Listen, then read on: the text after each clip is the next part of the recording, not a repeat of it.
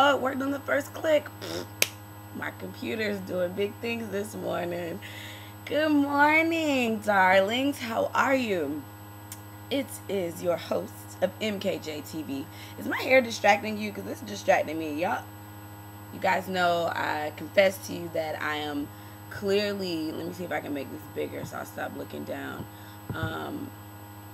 Yeah, I'm clearly an adult living with ADHD. This hair is just distracting me. It's just hopefully it's not distracting. You know what? I can just take it down. Let's do that. I think that might be easier.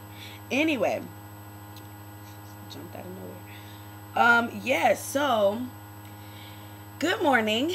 I have so many wonderful things to update you guys about, but not this video. Sorry.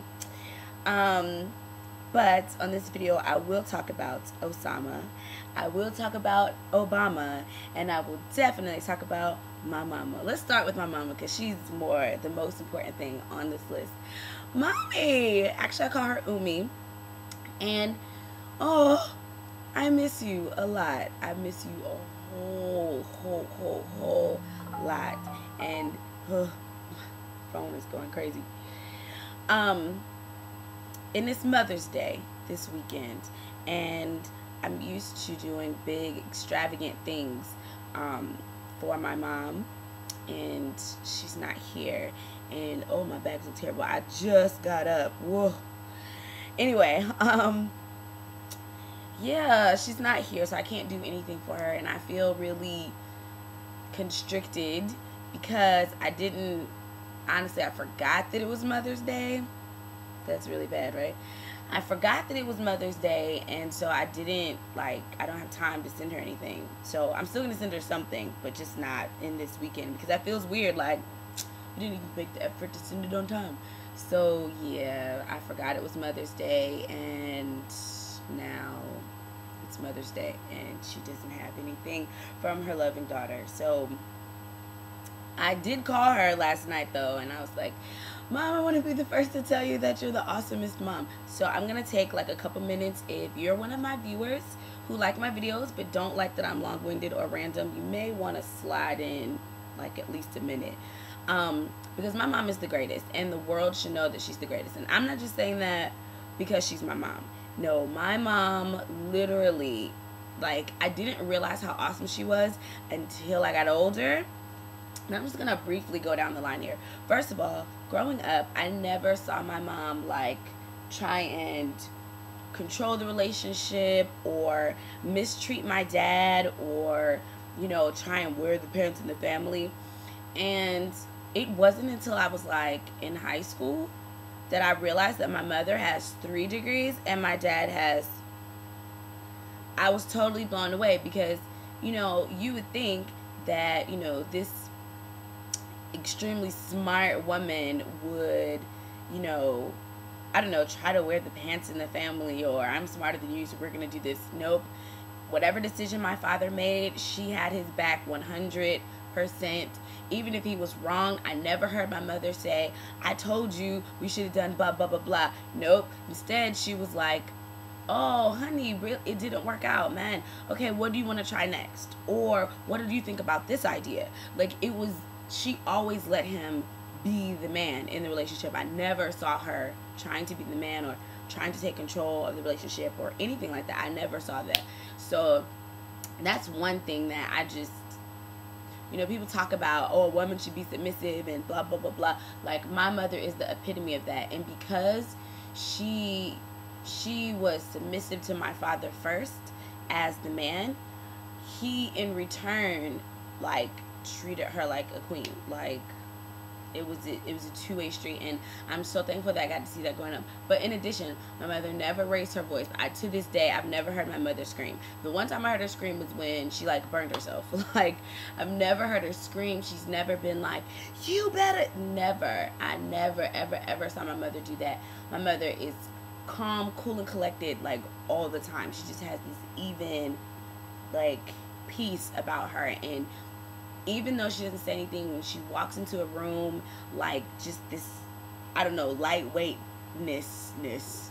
comes across everyone, and whatever was going on.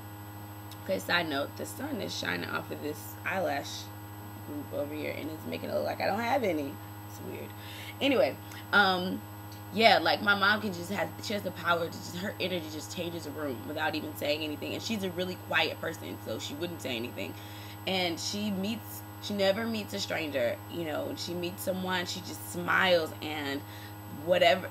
I've literally seen people come up to my mom uber angry because my mom's a teacher, and so the parents will come, why did my kids get this grade? You know, I'll be helping her with open house, and you know, her smile just, who's your student? And they just, it's just the gift she has. So anyway, growing up around that type of awesome energy, and she always pushed me to do better, and she always pushed me to just be my best. And I will never forget my mom. I brought home a bad grade, and my mom said, you know what, Avery, I'm gonna love you regardless of what you do with your life, because I'm your mother and you're my gift and you're my heart walking outside of my body. So I'm not going to be angry with you or just throw you away or replace you. She said, but whatever you do, I want you to do the best at it. If you become a janitor, be the best janitor that anyone has ever seen. If you work in a factory, you be the best factory worker. If you become the president, be the best president. Yes, my mother said president long before Obama hit the scene. If you become the president, you be the best president. Be honest, have integrity, and work hard. When you mess up, say you messed up and try it again. Like, that's the type of things that my mother told me growing up, and I didn't realize how much those were gems and jewels until I got older and I met people whose parents never said things like that to them and never encouraged them and never supported them. And my mom, you know, just all the morals I have about beauty coming from the inside out, and you know, even beautiful people can be ugly, all of that stuff like that, my mother taught me. My mom is just fabulous. So anyway, mwah, I love you, Mom. You're the best ever.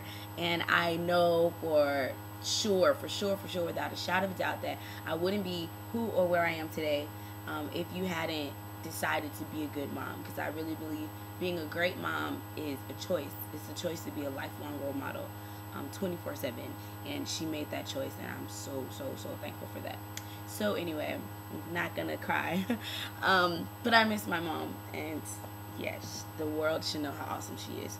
Okay, so now that we've taken care of my mom, on to Osama. Osama bin Laden. I want to start what I'm about to say, with this quote. I have to sneeze, but it's not coming out. Oh, there it is. Excuse me. I'm so sorry. That was really gross. At least I covered my mouth, though. Even though I picked up a lot of Korean habits, not covering my mouth isn't one of them. Okay, so here we go. In the loss of thousands... Oh, just kidding. Erase that. I mourn the loss of thousands of precious lives, but I will not rejoice in the death of one, not even an enemy. Returning hate for hate multiplies hate, adding deeper darkness to a night already devoid of stars. Darkness cannot drive out darkness. Only light can do that. Hate cannot drive out hate. Only love can do that. Dr. Martin Luther King and another anonymous voice of wisdom. With that being said, I think that kind of encapsulates everything. Encapsulates? I'm not sure. Everything that I wanted to say. You know, I live in Korea, in case you guys didn't know that, and I've been here for a year and some change. And while living here, you know, I'm now allowed to see America from this side. And, you know, it was people I was watching on C-SPAN and YouTube. You know, people were outside celebrating. I have family members, you know, who have these things on their Facebook walls, and you know, it is just celebration central. And it feels the same as when the tsunami hit Japan and Koreans were like, woohoo, woohoo, they're dead, woohoo, woohoo. It was creepy and weird. Like, why are you celebrating thousands of people dying? Like, that's creepy. And even though they did terrible things to you in the past, it's still creepy. It's not those same people. Now, the difference is, this is one person, and it is the same person who caused such havoc. And not just 9/11. In case you didn't know, Osama was like a repeat offender, like several terrorist attacks he was, you know, the father of. But still, the man was a human. A terrible excuse for one. Very misguided, totally lost. But still, he was a human.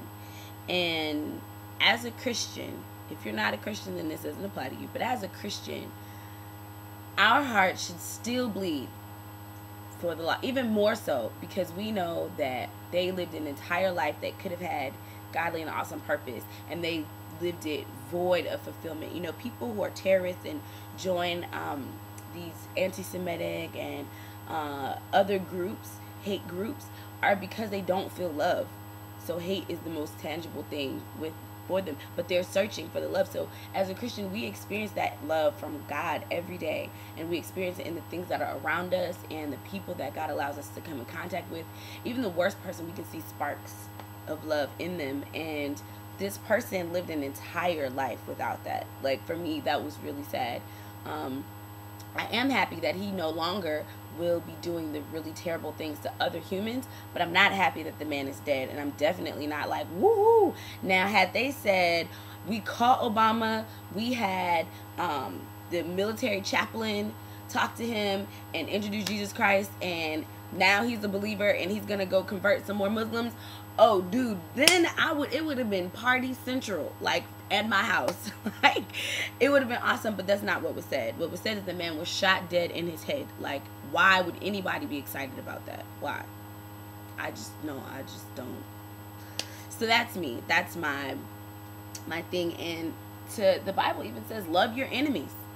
Love your neighbor. It doesn't say the neighbor you like. It says love your neighbor the way you would love yourself. Meaning that when you do things that you should be shot in the head for, and God gives you grace, yeah, go ahead and extend that grace to someone else. That's the amazing thing about amazing grace. Thank you, Brandon Heath. Is the chance to give it out. So I just think we should check our hearts and check our minds about that. So yeah, that's all I'm gonna say. Everybody was like, oh my God, I know you're gonna do a video about Osama. No, I'm sorry that the man is dead. I literally am sorry, because I know what happens next for him, and it's not a good thing. It's not anywhere. Hell is wherever God isn't.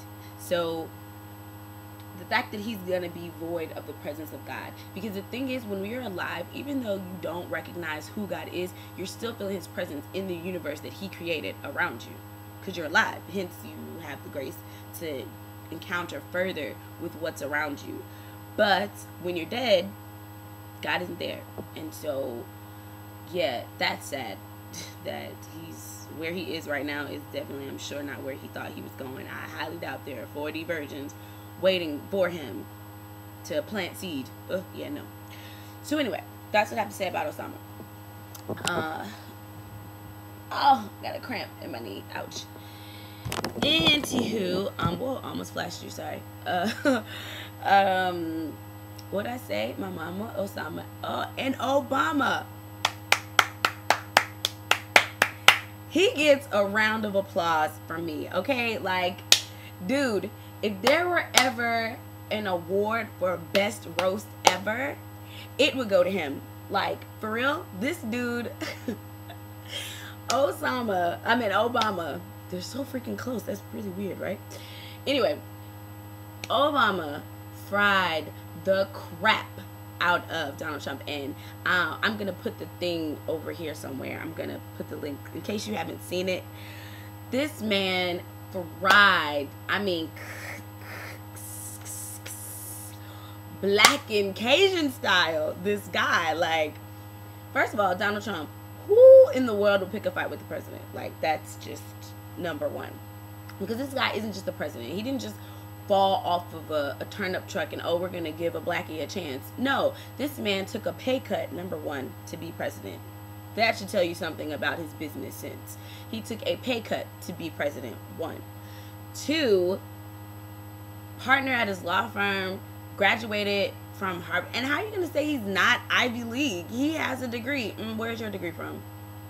And actually, did you earn it or did you buy it? Oh, okay. This man has been, him and his wife have been on their grind, is the only word I can think of, like, since day one, since before presidency. So, did you really challenge his ability to do his job?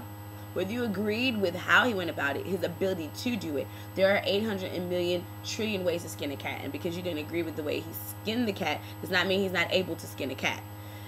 So this roast was just awesome, beginning to end. Like the Lion King, and then he was like, Fox News, if you don't believe that this isn't my birth, this isn't my real birth video, then you can ask Disney for the long form. My video is looking crazy. I don't know if it's actually recording. Okay, there it is. Oh my god, you can ask Disney for the long form. That was classic. So anyway, that was the best roast ever. Like, you should stop watching me and go watch this roast. And I think for me the best part is he hasn't spoken up for himself. People have been carrying his name through the mud, like, since day one of office. And the fact that he finally spoke up for himself, and he did it with humor, style, and class, I just applaud the man. Like, way to finally speak up, guy. It wasn't, because I thought in my mind, I said, one day Obama is just gonna explode and just go off on everybody, because he just keeps taking this stuff and never speaks up for himself. And although on paper anybody can go see what he's been doing a whole freaking lot, but because he never toots his own horn, because his cabinet never says, well, we've been doing this and we've been doing that, people don't know. So they just, you know, make rumors, and he doesn't address them. He lets his actions speak. So anyway, I just thought it was classic. Like, it just was awesome. That will forever go down in history as an awesome job by the president. Claps to you again, dude. Speaking of what he's been doing since he's been in office, I love how in his Osama speech, Obama talked about, and he slid it in there. I don't know if you paid attention, but he was like, yes, since I took office, I met with the CIA director. He dropped names so that you could verify that this was not something he just did, and this was not, oh, I want to win elections. No, from day one, he talked about how, you know, he met with the head of CIA to get Osama bin Laden because of his continued terrorist acts. Not just because 9/11 was big, but he's been doing things continually. So to finally find him and bring the man to justice, he clearly said he's been working on this, that he signed off on a private black ops.